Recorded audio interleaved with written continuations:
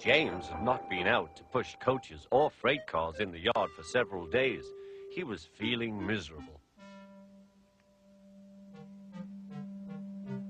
Oh dear, he thought, I wonder how long I shall have to stay in the shed. Will anyone see my red coat again?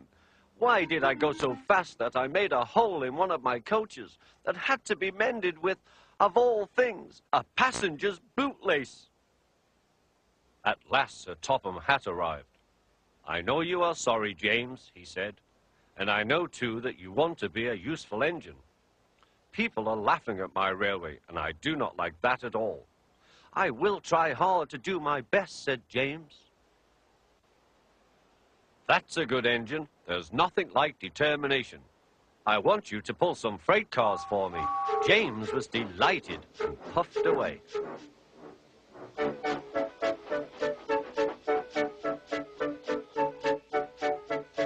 Here is your freight train, James, said Thomas. Have you got some bootlaces ready? And he ran off laughing. Oh, said the freight cars. We want a proper engine, not a red monster. James took no notice and started as soon as the conductor was ready. Come along, he puffed. We won't, screamed the freight cars. But James didn't care, and he pulled the screeching cars sternly out of the station.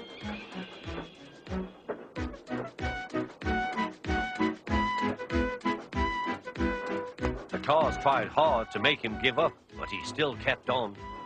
Sometimes their brakes would slip on, and sometimes their axles would run hot, and each time the trouble had to be put right. And each time James would start again, determined not to let them beat him. Give up, you can't pull us, you can't, called the cars. I can and I will, puffed James. Slowly but surely, he pulled them along the line. At last they saw Gordon's Hill. Look out for trouble, James, warned his driver. We'll go fast and get them up before they know it. Don't let them stop you.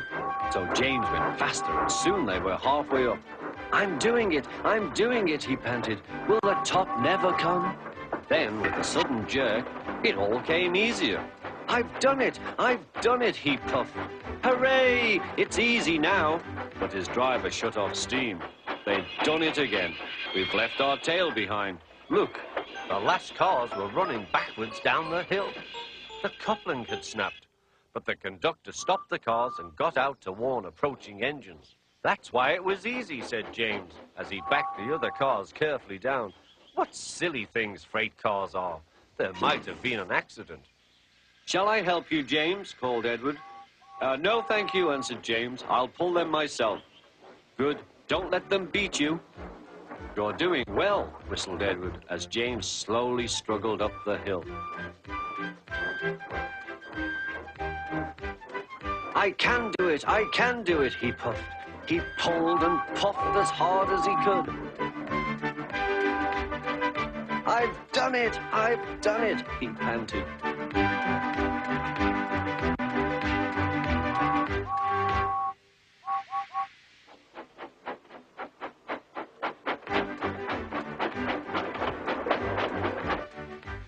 They reached their station safely, and James was resting in the yard when Edward pulled up. Peep, peep, he whistled. Then James saw Sir Topham Hatt. Oh dear, what will he say, he asked himself. But Sir Topham Hatt was smiling. I was in Edward's train and I saw everything, he said. You've made the most troublesome train on the line behave.